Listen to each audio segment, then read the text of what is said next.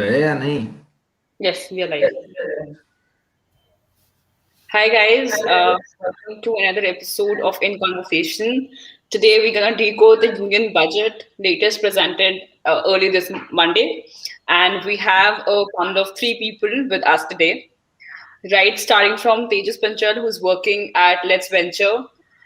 Second is Rohit Garg, who is working at Bean and Company, and third is Pudvi Sankar, who is working at Kotak Mahindra Bank.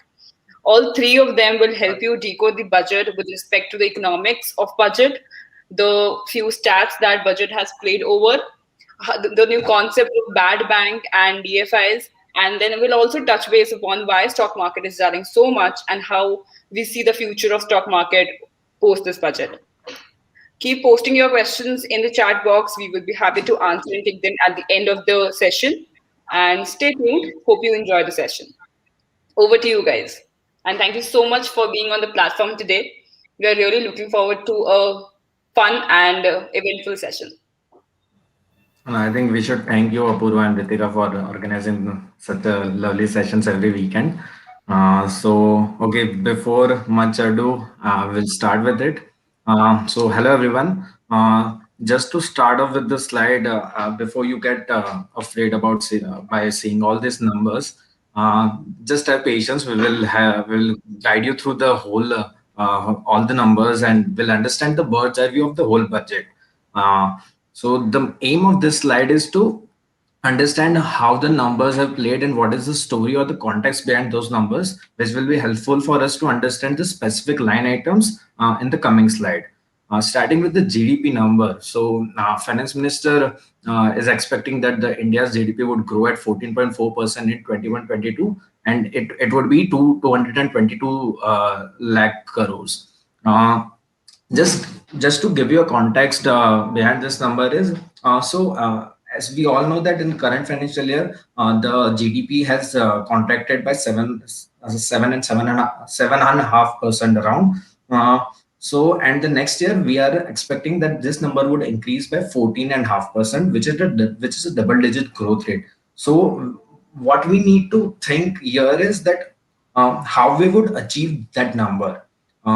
The economy is not doing great. The consumption cycle is not moving fast. So, what all steps or what all measures the government has taken in this budget to move that economic, to move that consumption cycle and reach this particular target? Uh, and now coming to the income statement of the budget, so we should not call it as an income statement. It's a fund flow statement most of the times. It just compares the revenues and expenditures of the which are provided in the budget. Uh, Focusing on the revenue receipt side, so there are majorly two types of receipt in the government's account. One is revenue receipt and capital receipt. So most of the 50% of the revenue receipt consists of taxes, income from taxes for the government. So here we can see that the government is expecting that it would increase the income from taxes by 2 lakh crores, from 13.4 lakh crores to 15.4 lakh crores. So here, how this particular income would increase? So there are two ways. Either the government can increase the tax rates, and they can change the direct tax slabs and increase that particular income. But the government hasn't done any of those. The other way which the government is more bullish about is when the consumption cycle would revive, more consumption would take place. That would lead to a higher indirect tax income for the government. And another thing is, so as the finance minister stated that right from 2014 to 2020, so the number of people filing income tax return has doubled from 3 crore to 6 crore. So another thing is that more and more people would be coming into the tax net and filing their income tax return, which will directly lead to direct tax income for the government. Talking about the capital receipt, major thing in capital receipts are disinvestments target, recovery from loans and advances, and the borrowings which the government would be doing. So here, the major number which everyone is focusing on is the disinvestment receipt, which is pegged at 1,75,000 crores for the coming year. Now, just to compare this with the previous budget figure, so in Feb 2020, the same government expected that this particular number, the disinvestment target for current year, that is 2021, would be 2,10,000 crore, which is revised to 32,000 crore, which is shown here. So what are the issues that government faced that they were unable to get to the target? If you can see the number 50,000 crore, that is the actual which the government has achieved till now, where their initial target was 2,10,000 crores. So even in the last year budget that LIC IPO was introduced, in this budget the same conversations are going that government would bring in the LIC IPO. So whatsoever the reason are there that the disinvestment couldn't take place last year, it might be COVID, or the valuations were not good. The market were not valuing the PSUs good, or any other companies. Whatsoever the reason may be, the gist of it is the execution problem. So we need to see here that what execution solution government would come up with to reach that number of, to achieve that number of 1,75,000 crore. Um, this is on the reset side. The other reset part is the total borrowings and other liabilities, which totally reflects the fiscal deficit part.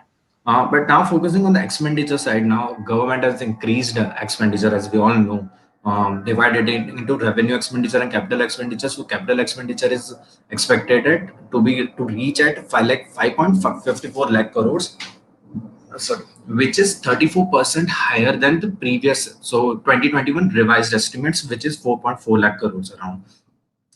Now, it's great that the government is increasing capital expenditure, but where those expenses would be used, we would see that particular thing in the right side of the table.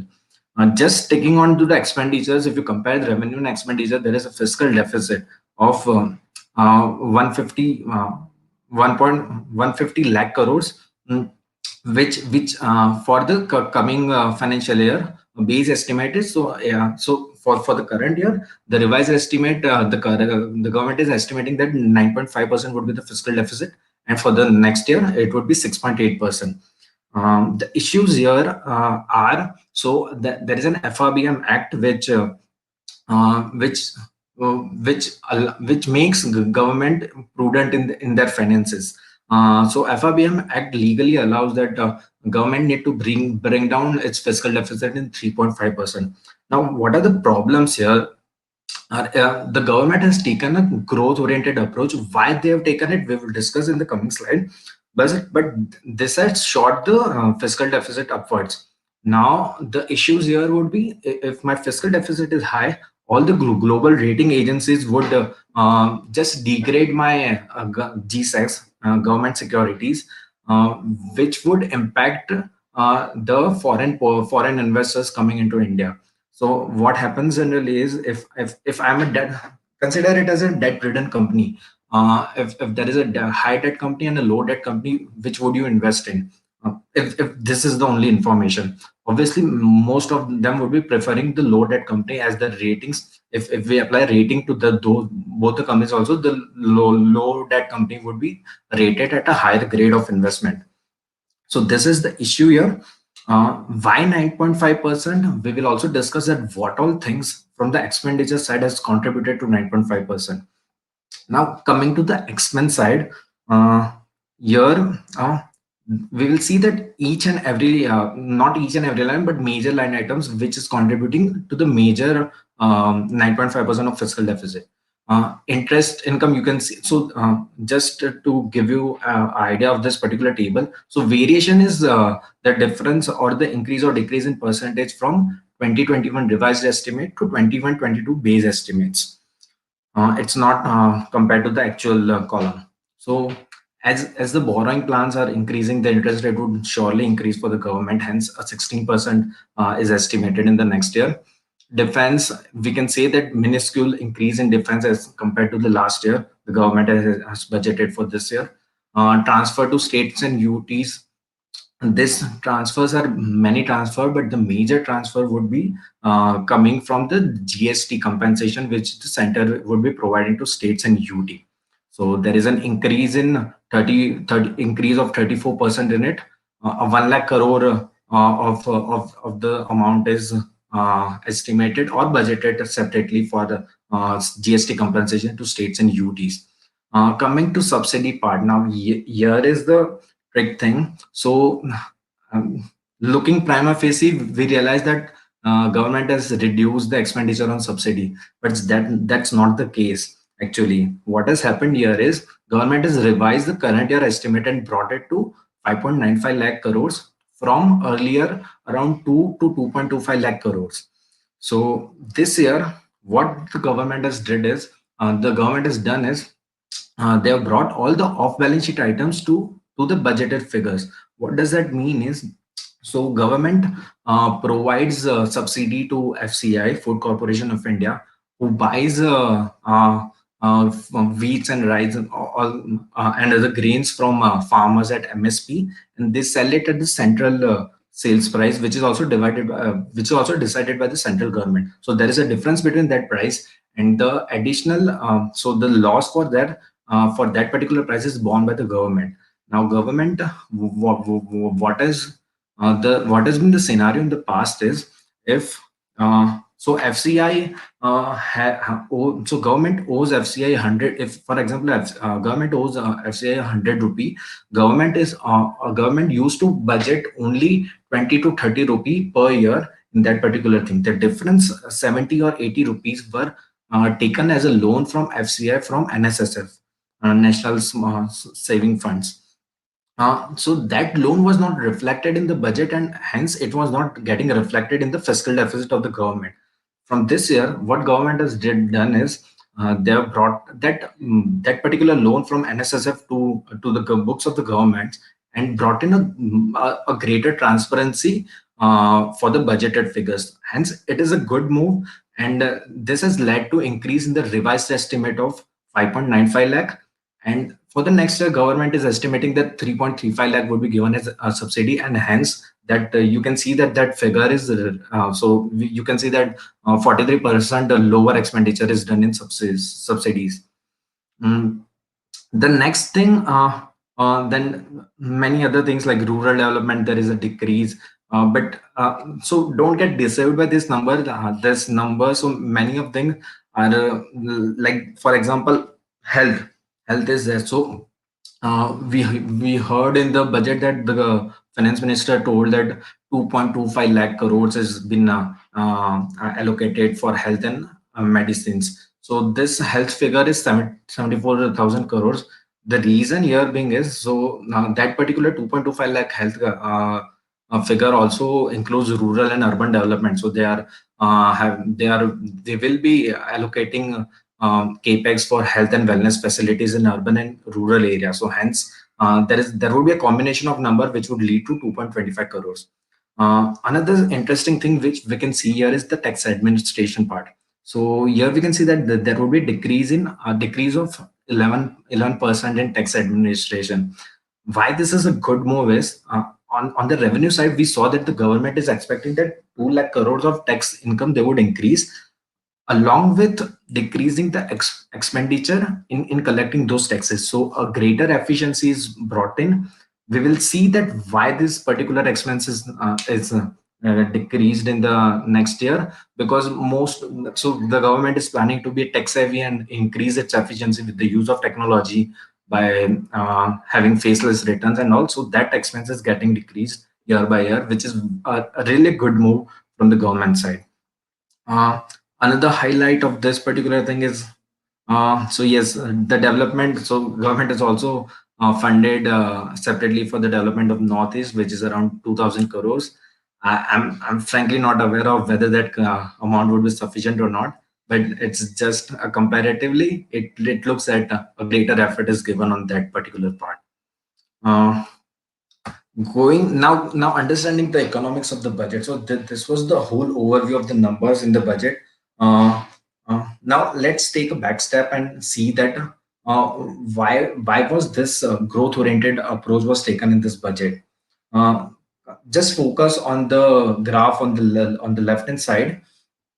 So that graph shows the GDP of our country in last couple of years. GDP consists of four growth engines, as we all know. One is the private consumption, the government consumption, the investments, and the export of goods and services. So when all these drivers grow, the GDP would directly be growing for the country. Mm. So you can see in that graph that there was a sharp dip in quarter 1 financial year 21. So that's when the COVID impacted. Uh, One more interesting thing to see here is only government consumption was higher year on year basis. Rest all the three drivers were on the negative side on year growth basis. So so just assume that lockdown happened and all the private consumption and investment stopped.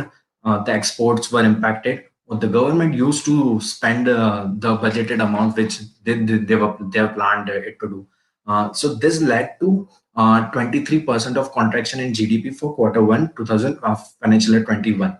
In the second quarter, what happened is government also reduced its expenditure as compared to quarter 2 of financial year 20.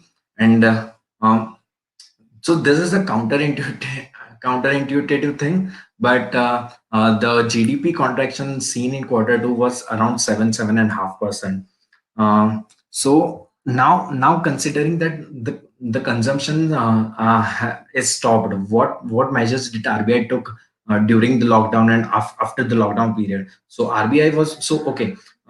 Although okay, one more thing here is so during the lockdown, the industries which were in favor were which were running were only agriculture. The agriculture was on the silver lining.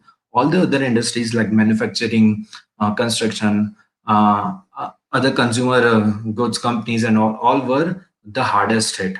What this led to the supply disruption of the economy. The demand was this there, demand was reduced, but the supply was the hardest hit.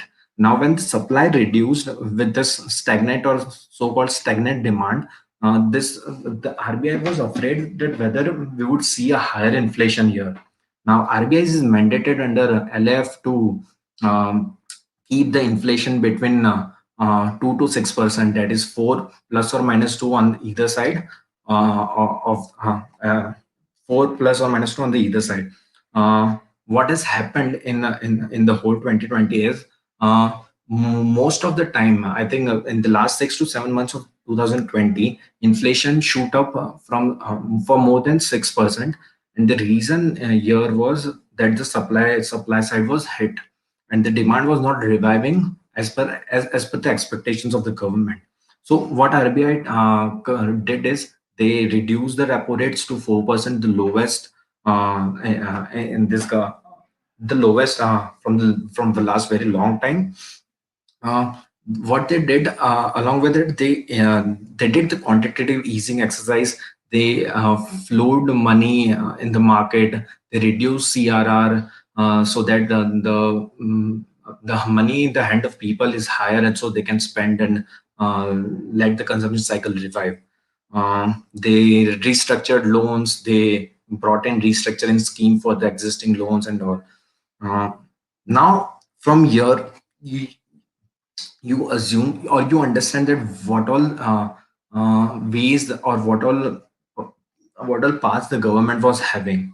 One such path was, as many people would talk about, was that government should provide cash aids to the poor people and all. The thing is, why that won't work very efficiently is, so already the demand of the consumption cycle is stopped. So as a family, we are not spending much because we don't know what the future would lay out with. There was so much uncertainty, and everyone was conserving cash with them. So if you gave money to poor people, they won't, though their marginal propensity to consume is high, but they won't spend that much that money because the future was uncertain for them. And all the other basic necessities like food grains and all was provided by the government in various other schemes. So providing cash aids directly to poor won't help the economy to revive and increase the demand in the economy. The other thing the government had in this budget was, um, they can just focus on the fiscal deficit side. They can be conservative on the fiscal deficit side and grow in the longer term.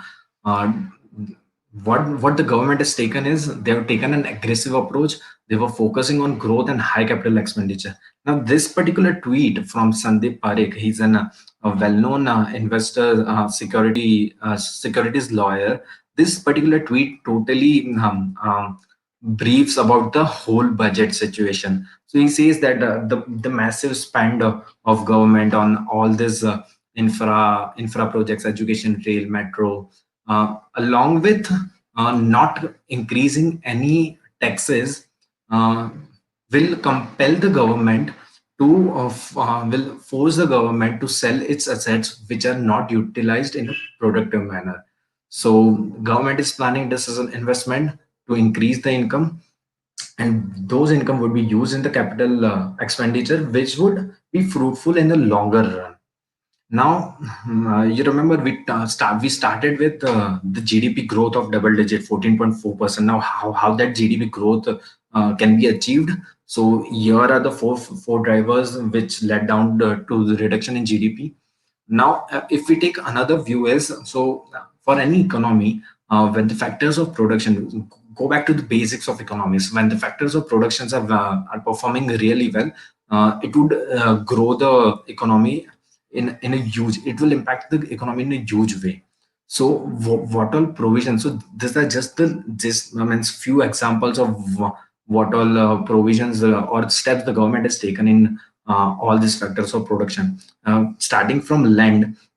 So government is provide what the government has decided is, there are many PSUs who are owning a large amount, acres and acres of land which are not fruitfully used. If we sell that particular land and allow private companies to operate in that land, that it would increase the GDP of the country in a way that it will generate employment, it will revive the demand of the country. The another thing is labor. The second factor of production is labor. So in this particular budget, so government has extended the minimum wages act to all the laborers who comes under ESIC. The one such the small change that allowing women to work in all category with adequate protection would immensely benefit the Indian textile industries, along with planning of creating textile parks in various parts of the country.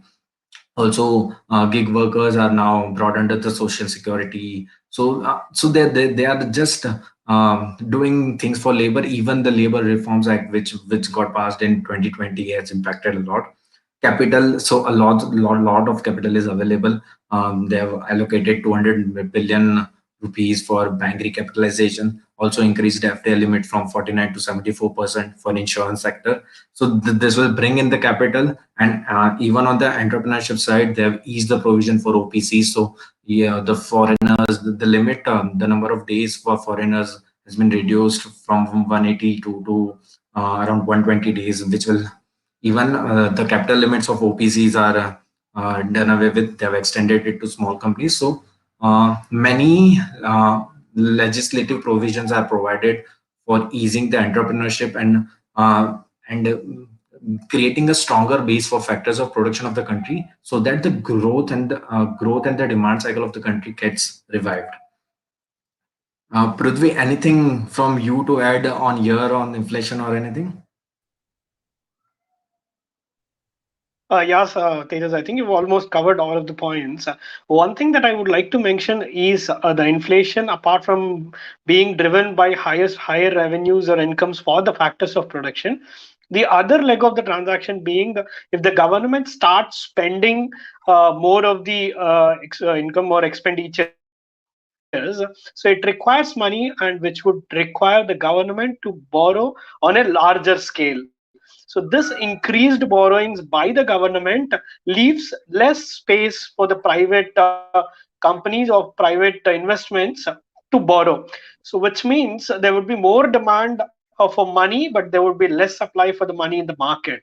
So which eventually pushes the rates of the borrowing rates in the market. So this is where the central Mhm. government, I mean, the RBI's monetary policy also has to be watched closely. So once the budget expenditures are on track as suggested by the finance minister, probably the rate starts going up, and then the RBI might change its stance from accommodative to really controlling the rates, start tightening the rates. Calibrating It stance will be on. after a couple of quarters once the year starts. Yeah. Go Yes. ahead, Tejas. Yeah. Okay. Thanks. Now, going to the specific things, we'll start with the text. So here, only an illustrative list is presented because not much has done if we consider taxes. That direct taxes, so a small change that all interest income on provident fund would in excess of if your interest income is in excess of 2.5 lakhs in any previous year, it will be taxed according to the slab rates. Now consider this provision. Generally, PF is calculated on your basic income. Your basic income is generally 50% of the total income. So 50% and PF is generally around 12 to 15%. So if you consider 2.5 lakh and reverse calculated it 6% of 2.5 lakh divided by 6%, it would be around more than 40 lakhs. So anyone who has income of more than 40 lakhs and the yearly interest income of PF which is accumulated is getting in excess of 2.5, they would be taxed. So this would not impact the daily wages or the middle class employees who are who's having salary below 40 lakhs. Another provision, so this particular advance tax which is made applicable on dividend only on declaration or payment is basically easing the calculation for advance tax. So last year the government introduced the government abolished DDT and made it compulsory to be taxed on the hand in the hands of the receiver. So what used to happen is, so if I'm calculating my advance tax, I don't know what all dividends I will receive in the year forward. So there was a really a calculation issue. So this year government explicitly mentioned that advance tax. So if you are calculating advance tax, you can ignore dividend unless the company has declared or paid that dividend to you. Um, the third thing is the exemption from TDS on dividend paid by IIT and RITs and infrastructure ITs. Why this particular provision would help is it would bring in the investment in RITs and infrastructure ITs, and it will mature this particular asset class or the way or the business model. We can say that. So the receiver of the dividend would have to pay tax on the tax slabs or on the income brackets which he fall in. Last provision, like advance ruling and settlement commission, has been scrapped. The major reason here, the government was unable to unable to fill the vacancy of high level commission there at the chairman. Mm. Instead of that, what the government is now planning, so advance ruling is totally focused on most of the foreign entities that before investing large amounts, they would just uh, advance rule it, and though that it is not binding, you can challenge those particular things in court, but it will give an assurance to a foreign investor before investing that what would be the tax implication in this particular transaction. Instead of that, the budget has brought up a board of advance ruling, which would become doing both the works of advance ruling and settlement commission.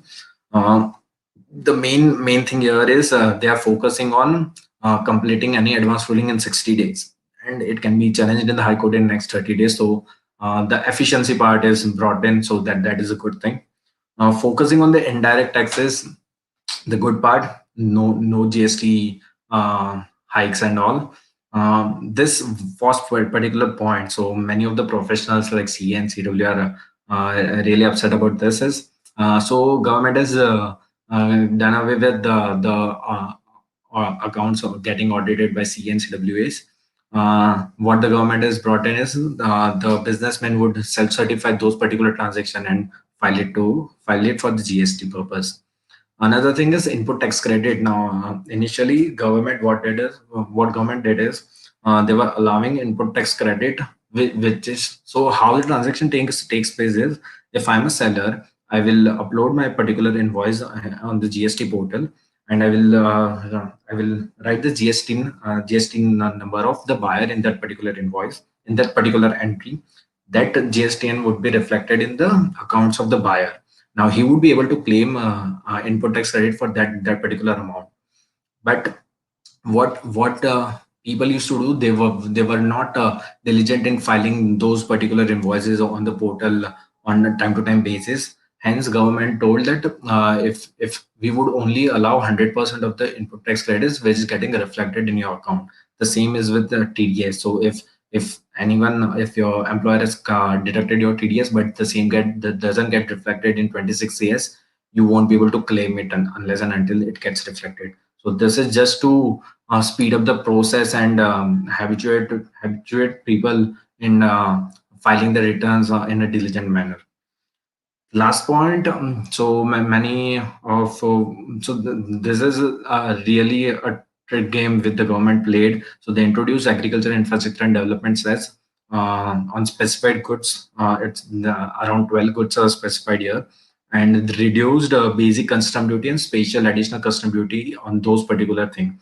So the net effect on the consumer part won't differ. So there is no increase or no decrease in the petrol or the diesel prices due to this particular thing. But what the major idea here is, so basic custom duty and special additional custom duty um, is collected in the consolidated funds of India, and it is shared with all the states and UTs. Now, instead of reducing this and bringing up agriculture infra AIDC, the whole income or whole collection would be reflected in government's books only, and they would be directly allocating it for infrastructure development.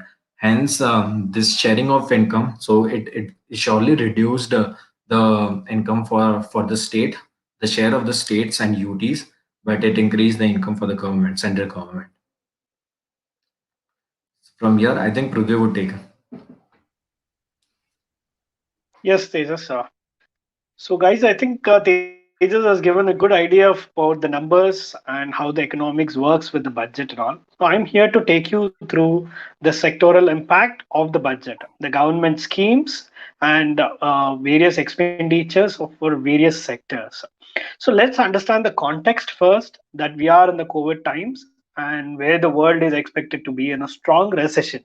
So, hence, given this background, the government should increase its expenditure on various schemes or to boost various sectors and ignite the engine of growth.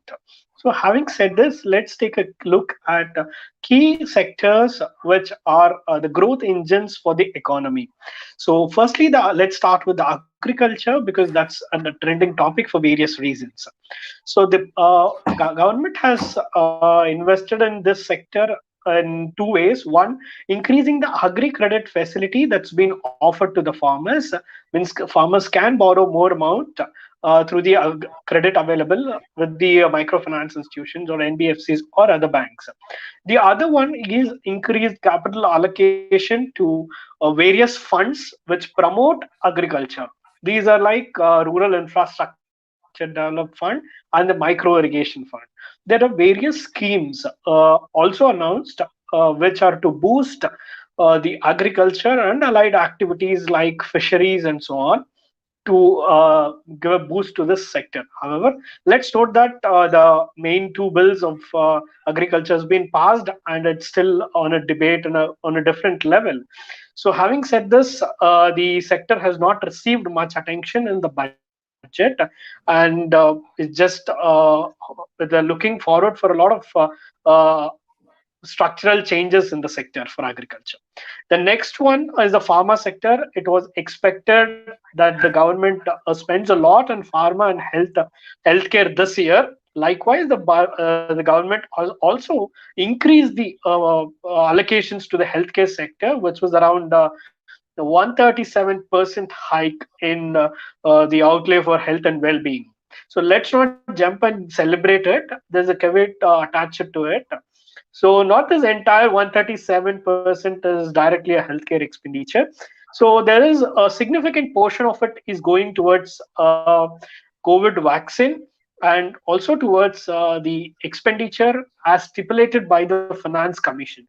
This is a one-time expenditure towards rural and sanitation, rural water drink facilities and sanitation facilities.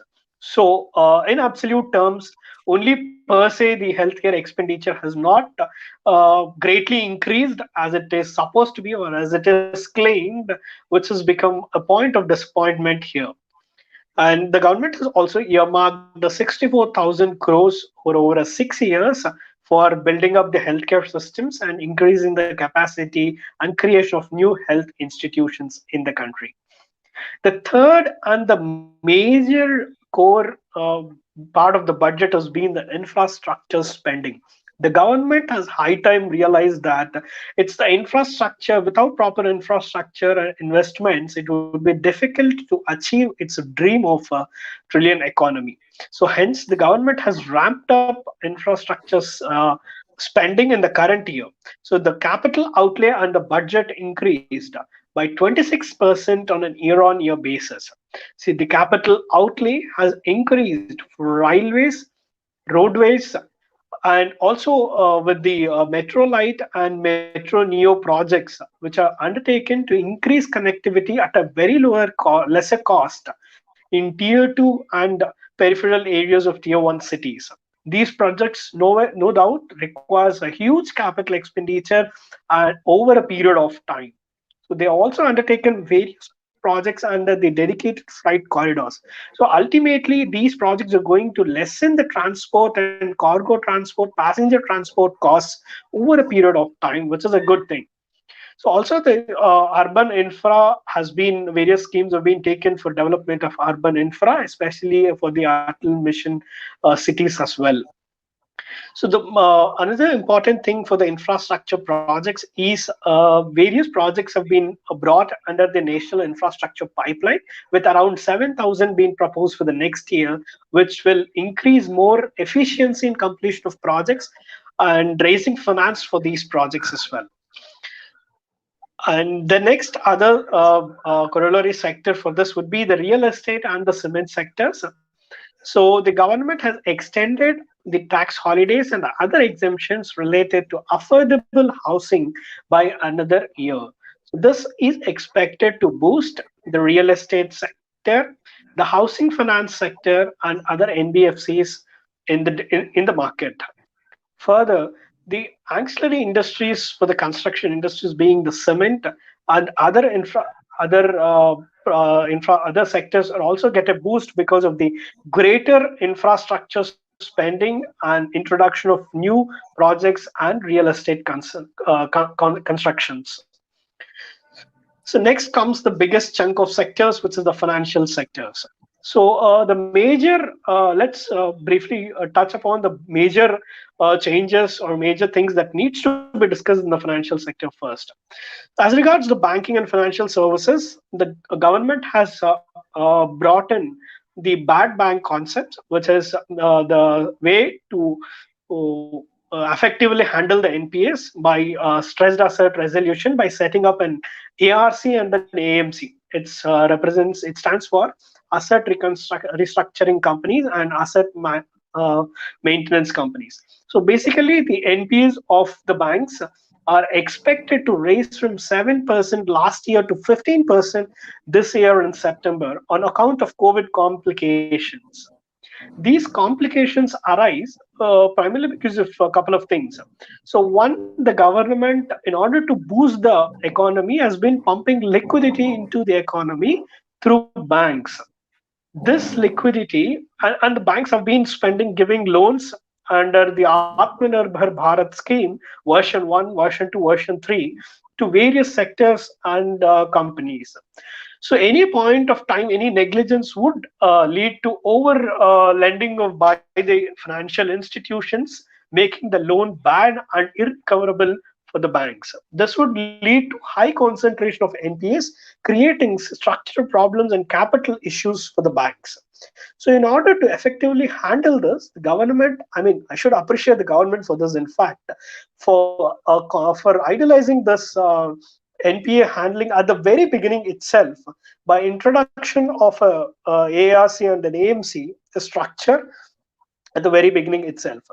So ideally, this ARC or AMC would take over this bad loans from the banks, try to resolve those non-performing assets, monetize those assets over a period of time, and get the money. Eventually, the banks will be benefited by this because the banks are not burdened with recovery of loans, but they can freely carry out their business of lending to the economy. So, having said this, the other trivial changes to the sector is the privatization of two PSBs, public sector banks, and a capital allocation of 20,000 crores for recapitalization of public sector banks and other things. So one more key development here is the government has come forward to set up a professionally managed development financial institution, which has been named as the National Bank for Financing Infrastructure and Development, with a capital of 20,000 crores. The aim of this bank, the development bank, is to create a lending portfolio of at least 5 lakh crores in the next 3 years. So the need for this such a development financial institution should be very well appreciated, in fact, and understood as well. So the thing is, there are very many institutions which the government has conceived before and incorporated as well. But these institutions have been a temporary structures. That's all. But this structure has to be very well, clearly different from the previous one in order for it to succeed and carry out the infrastructure financing activity to a next level. So, in order to do this, the government has already introduced a bill for its enactment in the session, and the government is also ready to pump in their enough capital of 20,000 crores for its objectives. So the next sector is the insurance sector. So the insurance sector came with a surprise when the finance minister announced that the FBI Limited Insurance Company is lifted from 49% to 74%. It's a great step. It's a welcome by the foreign investors. It's a great cheerful moment. There's also one of push for this market rallies that's been seen after a couple of that's continued for a next couple of days. The further one is the launch of IPO of LIC in 21-22. Like Tejas has already been pointed out, this was there in the last year agenda as well. But because of many complications that didn't get through last year, hopefully let's keep wish that the LIC gets listed this year and we get an allotment too. The privatization of general insurance company is another important in the service insurance sector. And the taxation of proceeds from ULIPs, the unit linked insurance plans, in case the premium is 2,50,000, it will be taxed now, and that is a negative for the sector, for the investments per se. So the next, the other financial institutions, which are NBFCs and the housing finance companies. So the NBFCs with a prescribed minimum asset size of 100 crores or more are now allowed to take part get the benefit under the SARFAESI Act for for a loan size of just 20 lakhs, which was hitherto 50 lakhs. So which means the SARFAESI Act provided benefit to banks in where they have to where a loan account has gone and bad and became an NPA. With a sufficient and due notice, the banks can easily sell off the secured properties and make money out of those and adjust it again the loan process. Now it's been opened for NBFCs with a certain asset size of 100 crores, which is a very welcome step.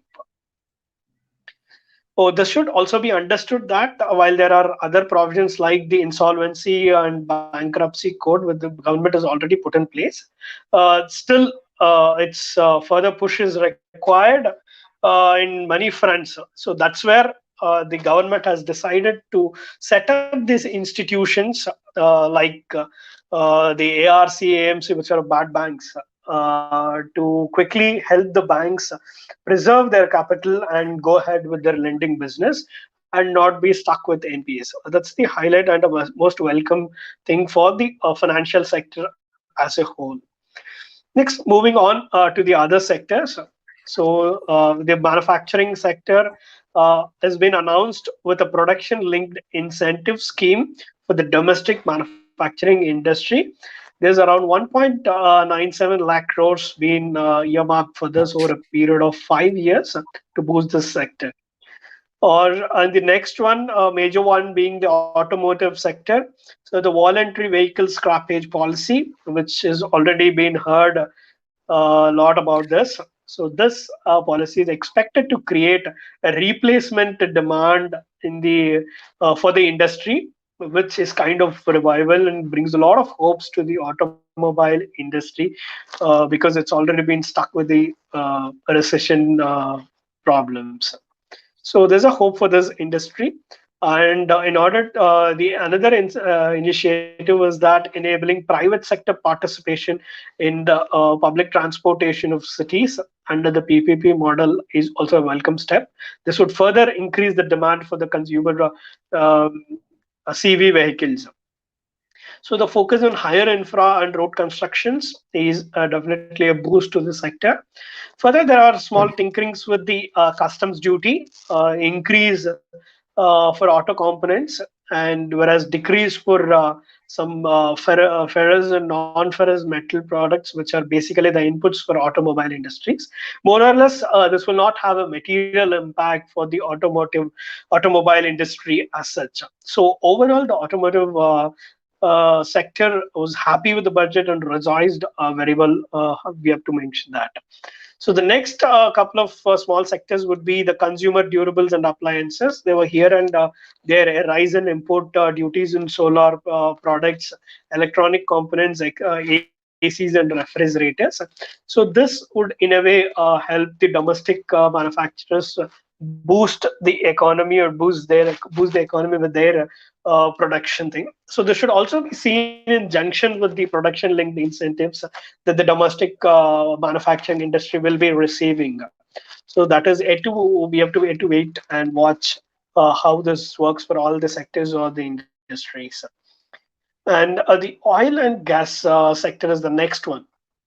So here, like Tejas has already pointed out, though there was an agri infra and development cess that's been imposed on petrol and diesel, there is no additional burden on the consumers, as this has been negated by decrease in the excise duties correspondingly, proportionately.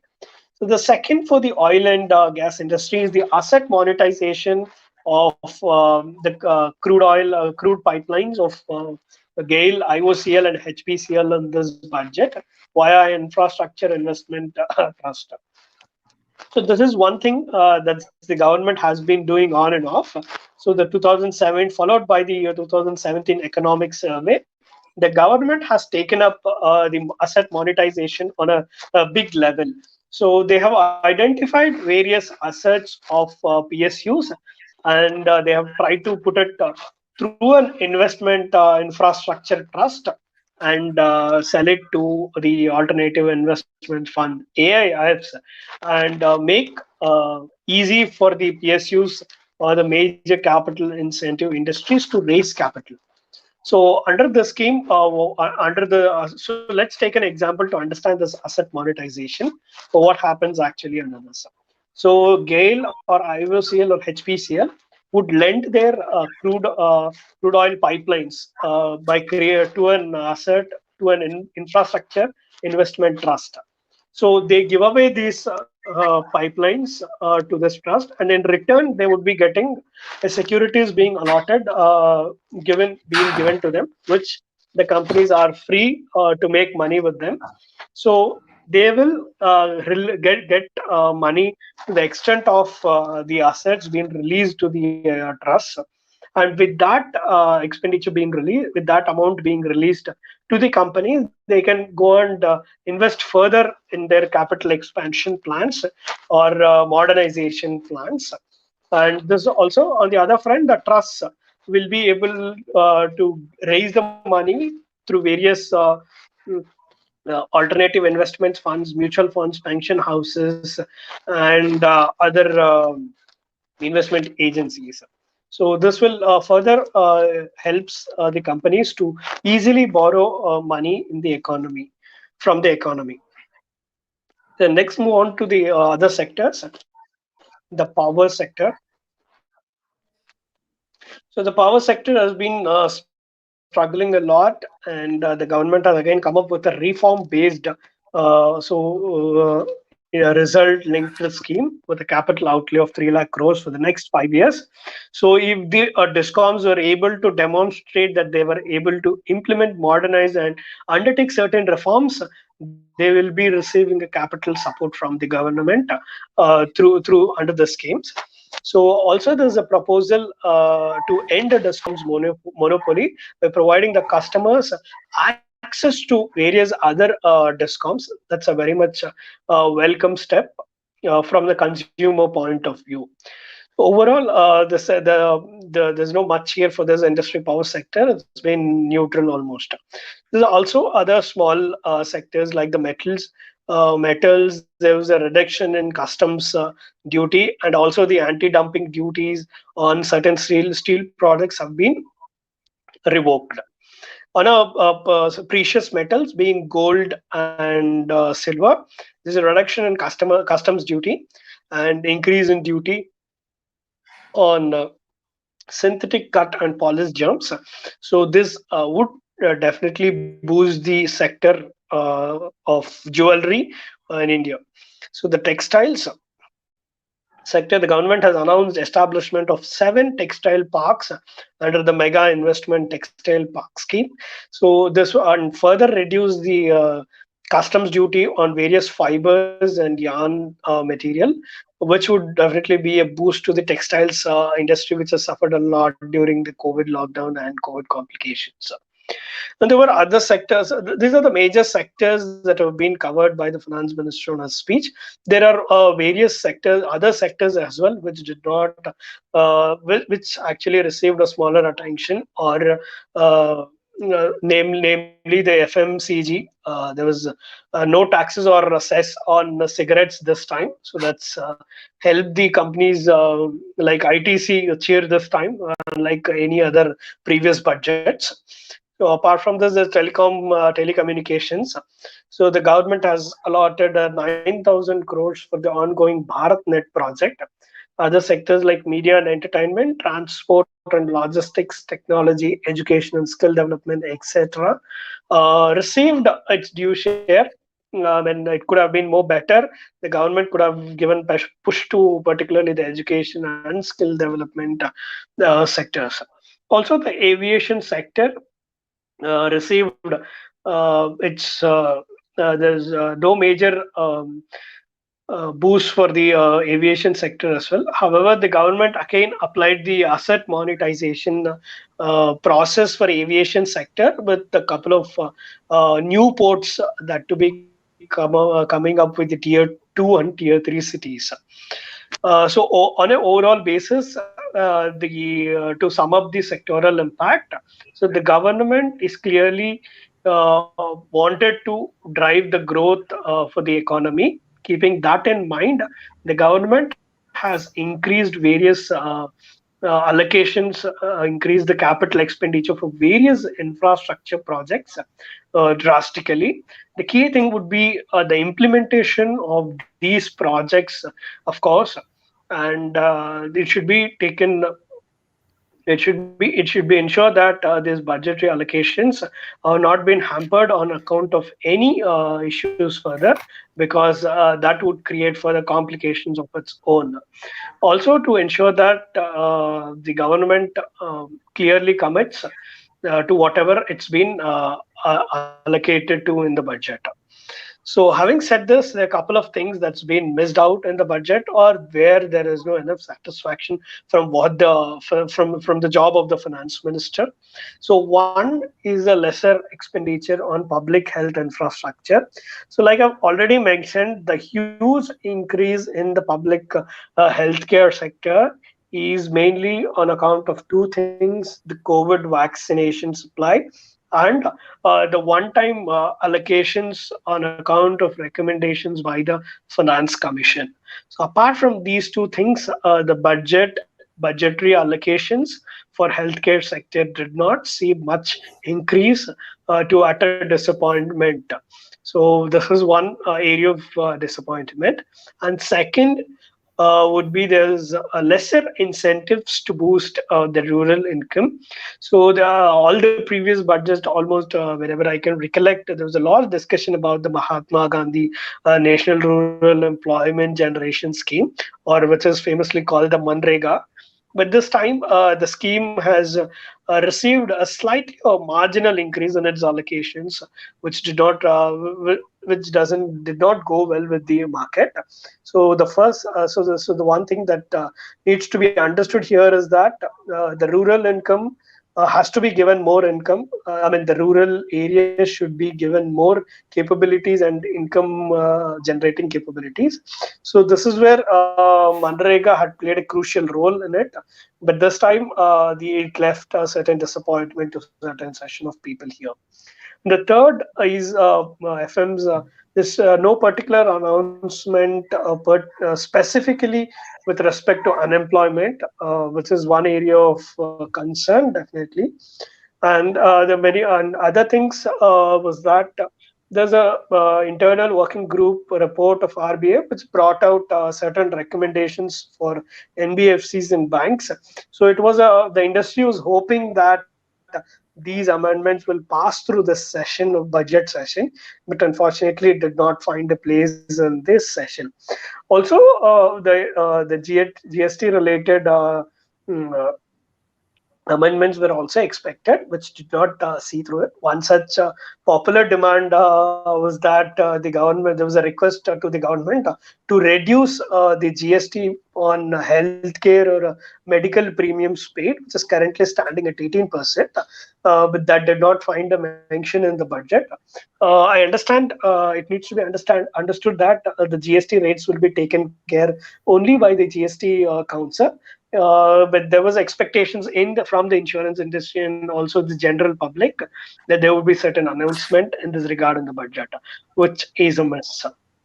So that's the sectoral impact analysis of the budget, and leave it to Rohit to talk about stock markets from here. I Over think to you, Rohit. I think these guys have done a great job in explaining the budget, but I don't think only taking the knowledge will suffice us. We are opportunistic individuals. We like money, and when we talk about money, I think stock market is the best place to make money and lose money as well.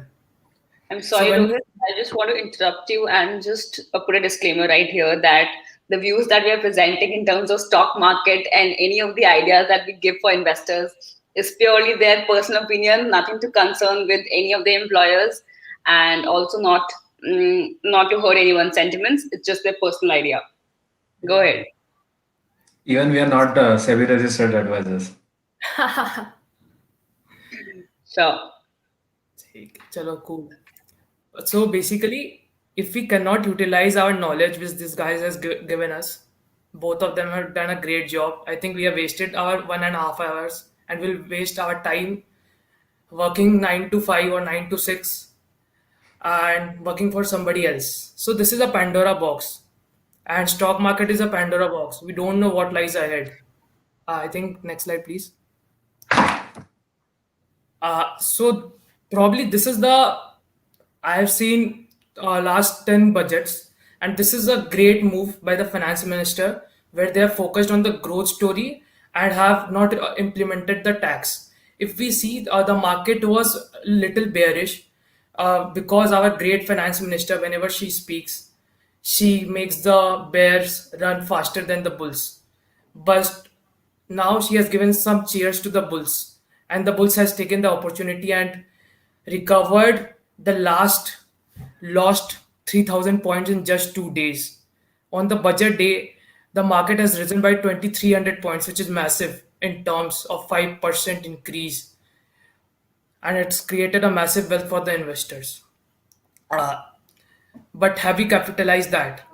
So my next slide will talk about the sectors which we can focus on, and what we can take this as an opportunity to make money for ourselves. So when we are so basically when we are having a next session, you are giving lectures to us about the money which you made in the market, and not we are sitting and listening to your stories. So basically, I have focused on four sectors. So this is not the MECE. Basically, sectors are related and nothing can be worked in silos. So when I talk about BFSI, it is related to somewhere related to infrastructure or somewhere related to PSUs. Banking, as we all know, if the banking system is not strong of a country, the country will not grow. Also, the stock market is the pure reflection of your economic performance and how the economic will perform in future. When the government speaks that our aim is to make India $5 trillion economy, you cannot leave stock market behind. If India will be $5 trillion economy, stock market will also be $5 trillion. You can take any example of any country in this world and you will see the stock market and the GDP goes hand in hand. The bigger the GDP, the bigger the stock market. Same is the case with India. 50,000 Sensex, probably 10 years down the line, it will be 1 lakh. Probably 20 years down the line, it will be more. Can we capitalize that?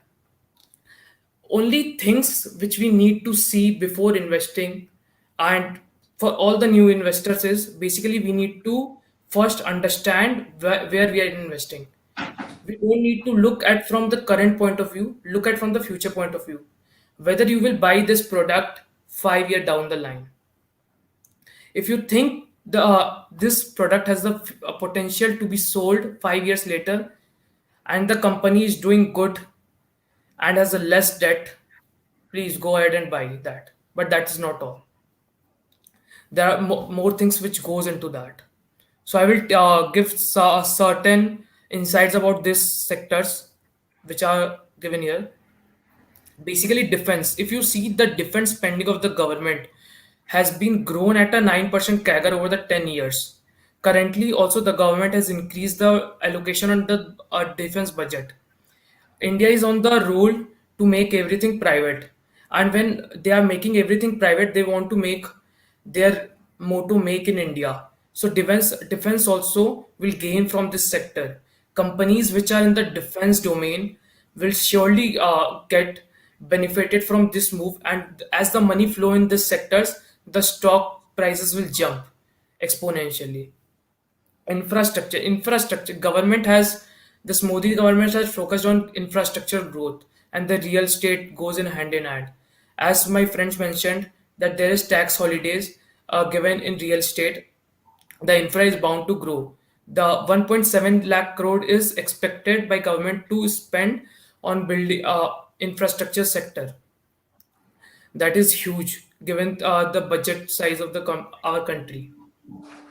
PSUs, they are the worst part. I hate this PSUs companies. They are better than useless to be thrown in the dustbin. But yeah, we can capitalize that. How? Government is privatizing everything. If you hear the news and certain people who are commenting on the PSUs, it is very cherished by the people that it is being privatized. It will bring efficiency in the market and also it will unlock the value. Currently, what people before investing in the PSUs, people are afraid of investing because they think the government has control and they won't let the company grow or they won't provide different opportunities. But when this become privatized, everything, the true value of this will be unlocked. You might have seen certain stocks in the PSUs which has gained from this already, and there is more to come. Also, the upcoming IPO of LIC, which the government is planning in the current coming financial year, that will also boost the insurance sector. Government has already increased the FDI's inflows from 49% to 74%. All this will lead to a bigger stock market, probably more than 5 trillion soon. And they will reach the target in the next coming 10 years, hopefully.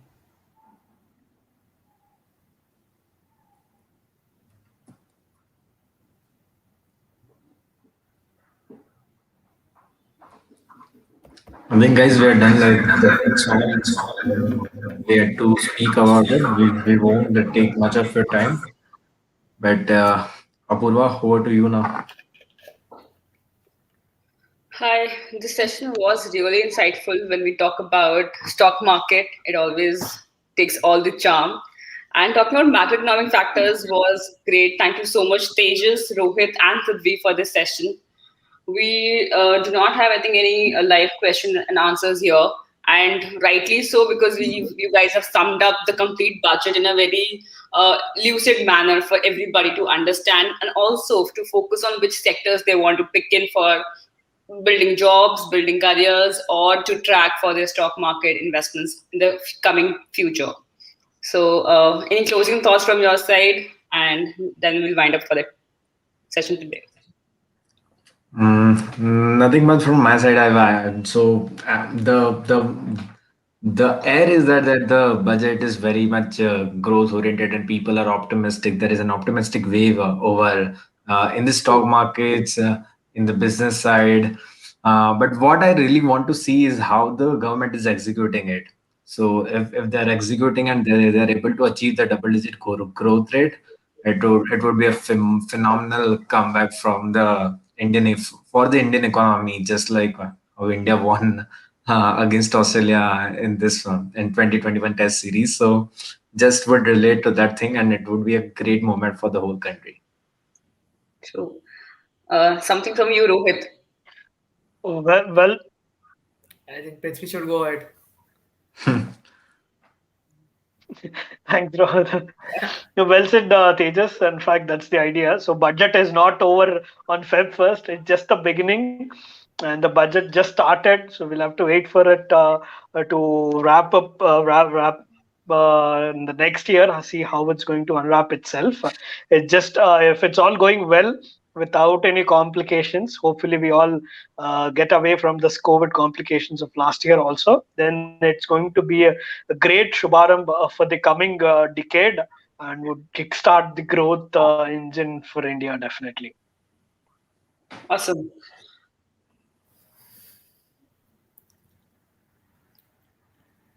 Rohit. Okay, so basically, my not related to budget. Go watch Scam 1992. Enjoy the movie. Enjoy the stock market, what they have shown. And while you're investing in the market, it's good to see the good side where they are creating the money.